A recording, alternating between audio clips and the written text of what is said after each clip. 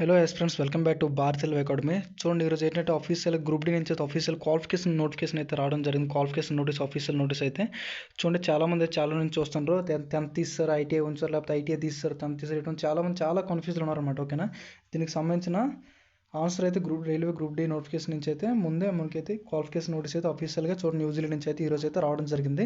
ఓకేనా, అది చూడండి, ఇప్పటి నుంచి ఫ్యూచర్లో నోటిఫికేషన్ కూడా ఇదే క్వాలిఫికేషన్ ఉంటుందని చెప్పి అయితే రైల్వే బోర్డు అని నాకు చెప్పడం జరిగింది. అందులోనే చూడండి, నోటీస్ అయితే చూడండి, government of India, minister of railways అయితే రావడం జరిగింది.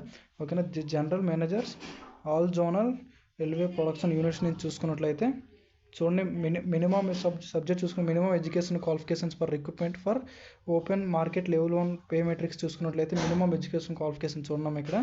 దీనికి సంబంధించిన లెటర్స్, నెంబర్స్ అన్నీ ఇవ్వడం జరిగింది కదా. ఓకేనా, అది చూడండి, చూసుకున్నట్లయితే please refer boards of the letter. ఈ బోర్డు అనేది రైల్వే బోర్డ్స్ అన్నింటికి రిఫర్ చేసినమాట లెటర్ న్యూఢిల్లీ నుంచి.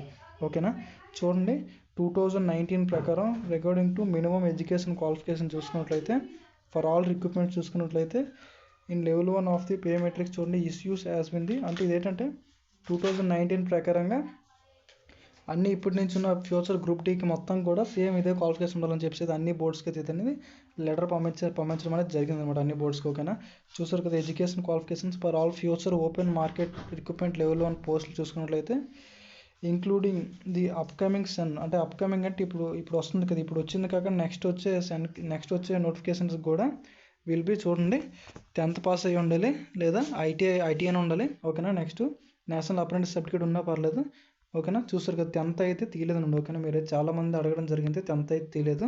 10th వాళ్ళకి కూడా అన్ని పోస్టులకు మీకు కూడా ఎలిజిబిలిటీ ఉంటుంది అనమాట ఈసారి నుంచి. ఓకేనా, ఎందుకంటే అలాగే అన్ని పోస్టులకు ఎలిజిబిలిటీ చూడండి 2019 ప్రకారం రికార్డింగ్ అన్నాడు కదా మినిమం ఎడ్యుకేషన్ క్వాలిఫికేషన్ అంటే 10th వాళ్ళు అయితే ఇప్పుడు చూడండి ఒక 14 పోస్టులు అయితే వచ్చాయి కదా. 10th వాళ్ళు మీరు అన్నింటి పోస్టులకు ఎలిజిబుల్ ఉండరు. నెక్స్ట్ ఐటీఐ వాళ్ళతో సమానంగా మీరు కూడా అన్ని పోస్టులకి అనేది ఎలిజిబుల్ అవ్వడం అనేది జరుగుతుంది అనమాట. సేమ్ ఐటీఐకి 10th ఒక విధంగా అయితే ఈసారి నుంచి అయితే ఉంటుంది.